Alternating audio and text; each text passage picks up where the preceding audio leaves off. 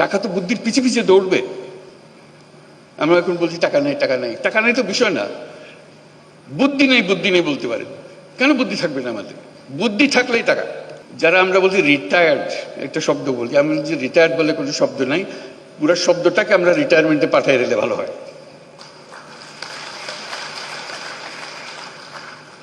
একজন মানুষ কখনো রিটায়ার করতে পারে না,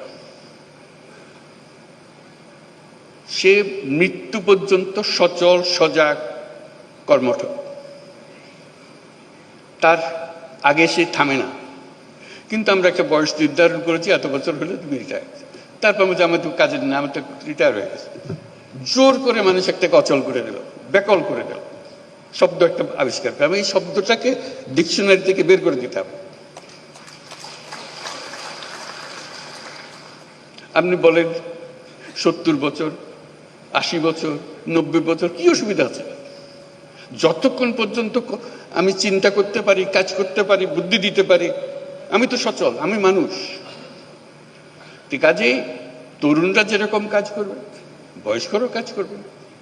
তাদের জন্য একটা আলাদা এলাকা, বয়স্কদের জন্য, যেটা 60 ঊর্ধ্ব 70 ঊর্ধ্বরা কি কি কাজ করছে, কি কি জিনিস করে ফেলছে, তারা করছে।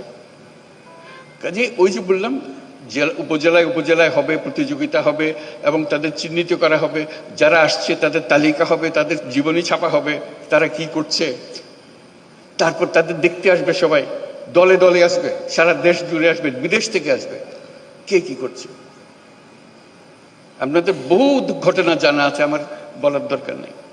কাজে ওইটাই হবে মেলা, যেটা বাংলাদেশের মানুষকে, এই যে বাচ্চা স্কুলে যাচ্ছে সেও বলে যে ওটা দেখে এসে মা আমি ওটা পারবো, আমি এর চেয়ে ভালো পারবো।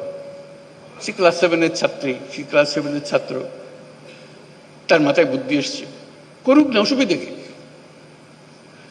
বুদ্ধির জন্য তো বয়সের দরকার নেই। বুদ্ধি আলাদা এক জিনিস, সে 100 বর্ষ বয়সী মানুষের কাছ থেকে আসতে পারে, 5 বছরের বাচ্চা থেকে আসতে পারে, আসুক না। এইগুলো দেওয়াটাই হলো এই মেলা।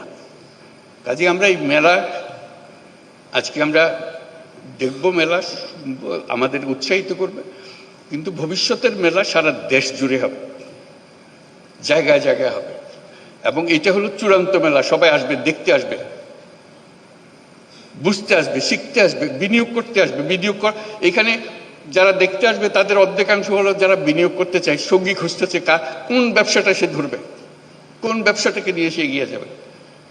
বুদ্ধিটা তো বিরাট সম্পদ, টাকার চাইতে অনেক বড় জিনিস। টাকা তো বুদ্ধির পিছে পিছে দৌড়বে। আমরা এখন বলছি টাকা নেই, টাকা নেই, টাকা নেই তো বিষয় না, বুদ্ধি নেই, বুদ্ধি নেই বলতে পারেন। কেন বুদ্ধি থাকবে না আমাদের? বুদ্ধি থাকলেই টাকা।